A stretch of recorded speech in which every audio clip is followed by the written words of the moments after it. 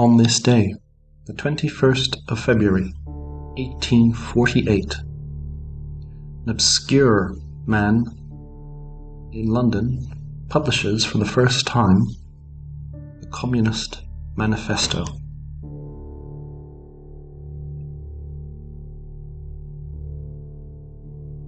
The Communist Manifesto, probably one of the most important written works in all of human history, was published for the first time on this day, 21st of February, 1848. The author, or maybe the authors, were men called Karl Marx, gave his name to Marxism, and Engels. There's unfortunately no Engelsism, but it was Marx who was the main author, the main thinker behind this manifesto. Indeed, originally, the Communist League that wanted it written wanted it to be called the Articles of Faith of the Communist Party, which sounds very much like a religious tract. Marx, being the great atheist that he was, didn't want it to be put in those terms or even be called that, which is why he preferred calling it a manifesto. On this day, on this year, just after, around the same time of the publishing of this work, was the year of revolution within Europe. Many people have thought that the Communist Manifesto had a part in that, but it didn't really. The first revolution that began in Paris with the overthrow of King Louis Philippe, and the Communist Manifesto hadn't been translated into French yet. It had been translated, it was already written in German because Marx was the German. Hadn't been translated into English though. And this manifesto did have some impact in Germany, but only after the fact, whilst people were in rebellion, and only amongst a small group of people. Karl Marx, as I said, was a German. He had gone to university in Bonn and done quite well for a year before he started getting lazy.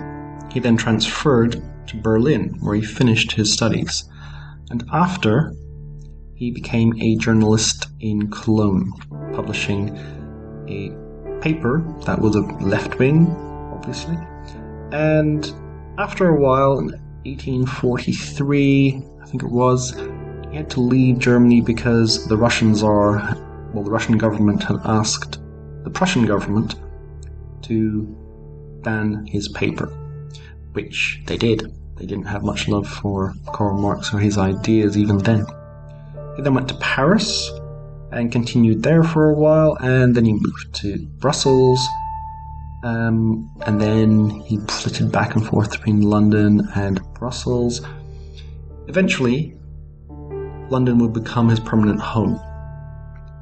And it was here between here and Brussels, that he wrote the manifesto itself, and then Das Kapital was written in London. So London became a large part of his life, although it wasn't London a place where communism really didn't grow deep roots. It would be almost everywhere else. France, eventually, communism would become a major force. In Germany, it almost got into power in the 30s and did come into power in a third of Germany for 40 years, and would rule huge parts of the world. But in London, he was nice and safe and secure, and didn't have to worry about rebellions or revolutions that would get him into trouble. And he was allowed to pretty much print what he wanted because he wasn't really involved in England.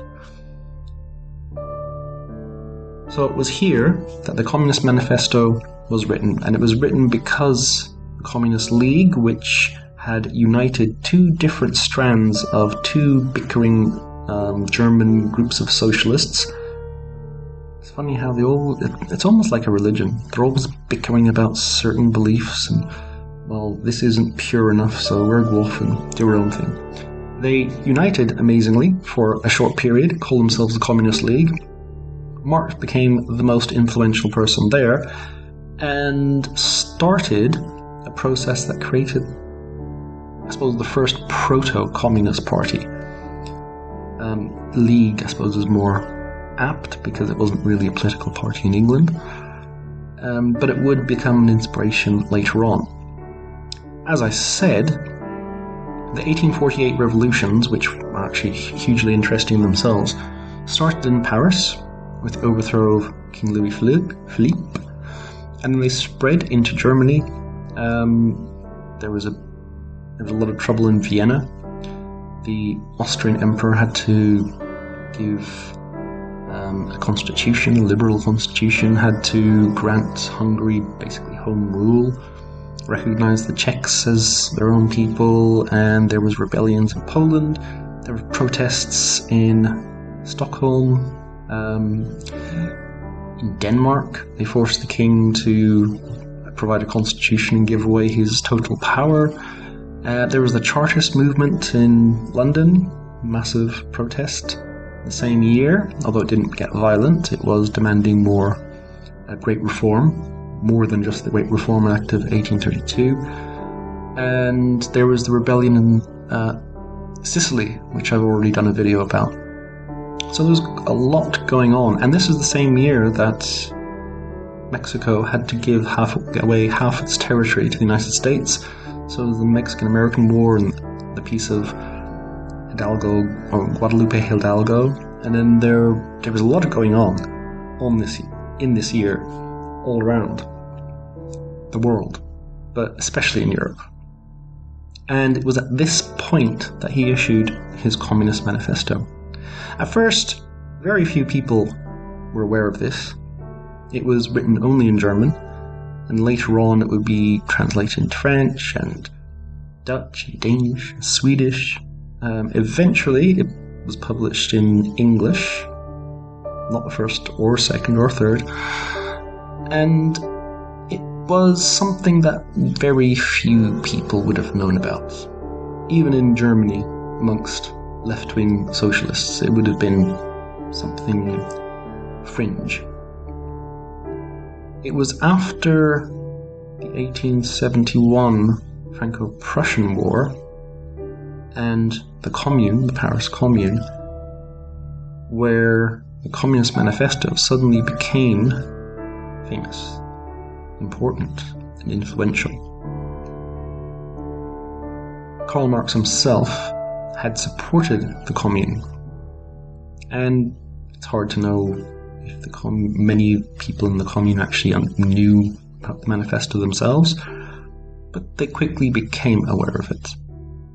And the people who were in charge became aware of it. And after this, it became a bit of a bestseller. And so, by the 1880s, Communist Manifesto was now an influence amongst almost all left-wing parties in Europe, and even outside. Karl Marx's call for all the world's workers to unite and overthrow the capitalists and the kings became something that almost every left-wing party, like Social Democrats, the one that we now consider quite middle of the ground, it was them who were being influenced. And Marx himself was quite happy for communists to ally themselves with the Social Democrats in especially Germany and France and other places to push the revolution forward. Marx was very much a realist. He realized that they couldn't just rise up, that they had to plan and they had to influence things. And one of the things that he actually talks about, introducing a progressive tax. That's one of the things he wants to push for. So we have that. He talks about universal education, free, and we got that. He talks about central bank, because he wants the centralization of all credit and money printing, money creation, and we got that. And he wanted to nationalize all land, so nationalize, not. So he wants to get rid of private property. Well, not completely, but he got quite a lot of that. He wanted to collectivize things like railways, and that happened. So a lot of the things that he called for in the Communist Manifesto came about. They happened, and they happened quite a long time ago. Now, he thought that once you could get that a revolution, which he believed inevitably would come, could then use all of that power that the government already had to implement communism, and that eventually socialism would flower naturally. Yes, that is the communist ideal.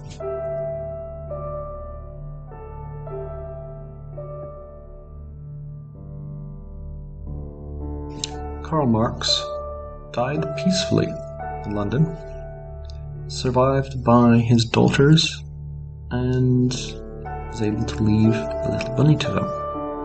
Engels, his good friend, when he died, left the equivalent of about $4 million to the daughters of Marx.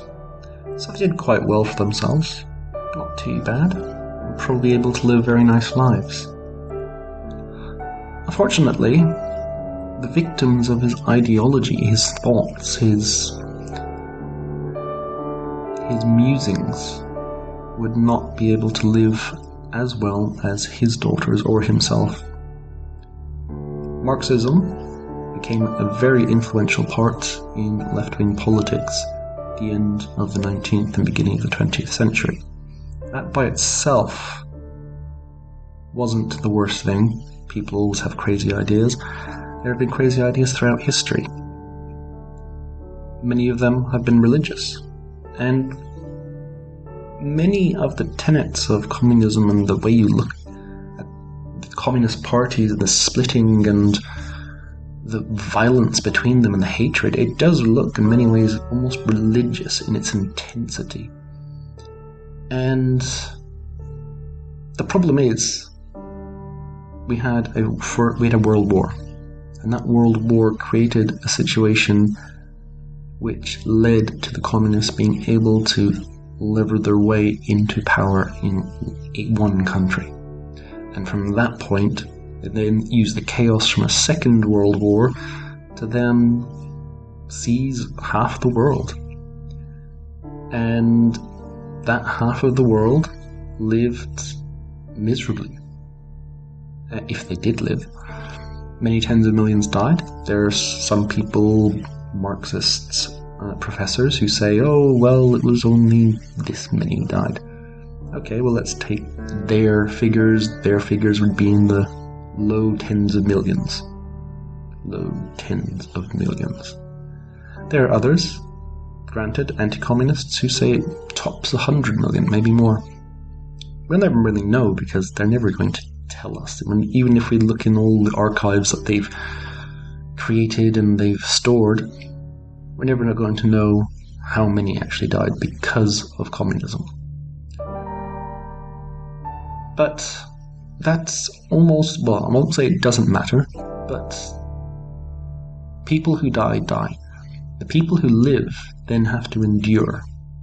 And they had to endure decade after decade after decade. So there are people whose whole lives were stolen from them, who were told that they had to work in a factory when, let's say, they wanted to be a dancer or a singer or a scientist or an explorer or something else. There are just hundreds of millions probably, who would never fulfill their potential There are probably inventions that have never been created because the person who could have done it was working in some gulag up in Siberia or starved to death during the Great Famine in China. So, and then the rest of them, even just normal people, were living lives of fear and poverty and hunger for year after year after year. Any little scrap of hope was usually taken away from them. And then, finally, communism ended. But because communism had hollowed out these cultures, societies, nations for so long, many of these countries now are failed. Places like Russia, Ukraine, Belarus, the Stands, Eastern Europe, they weren't under communism for so long, so when it finally ended in the late 80s, there were still people who remembered what it was like for communism. They could actually set up shop. They knew how to do this. They weren't 3 generations away from normality. China, they sensibly started opening up in the late 70s. And so again, there were people who could remember how to do things, and that entrepreneurial spirit took hold. Although they seem to be closing down again. The longer your country was under communist rule, the worse it is now.